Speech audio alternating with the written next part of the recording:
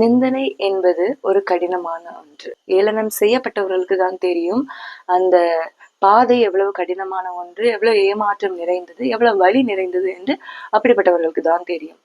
ஆனால் கர்த்தருடைய வேதம் என்ன சொல்கிறது என்றால், உங்களை நிந்திப்பவர்களுக்காக ஜெபம் பண்ணுங்கள் என்று கர்த்தருடைய வேதம் சொல்கிறது.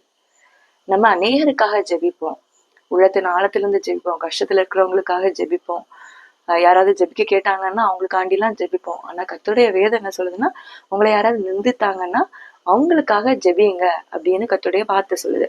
நம்ம அநேக நேரம் இது பண்றது கிடையாது.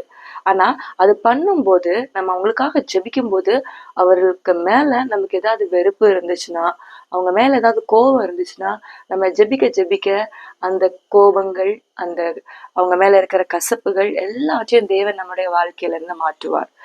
கர்த்தராகிய இயேசு கிறிஸ்து நம்ம அவரை மாதிரி மாறணும் அப்படின்னு, கிறிஸ்துவை ஆராதிக்கிறவங்க எல்லாம் அவரை மாதிரி மாறணும் அப்படிங்கிற ஒரு விருப்பம் கர்த்தராகிய இயேசு கிறிஸ்துக்கு உண்டு.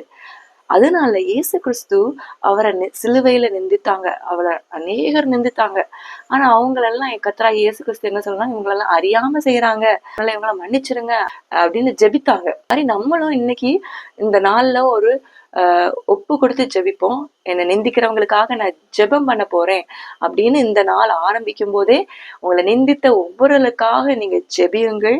உங்க இருதயத்தில் அவங்க மேல இருக்கிற கசப்பை தேவன் மாற்றுவார். உங்கள் வாழ்க்கையை நிச்சயமாக தேவன் ஆசீர்வதிப்பார்.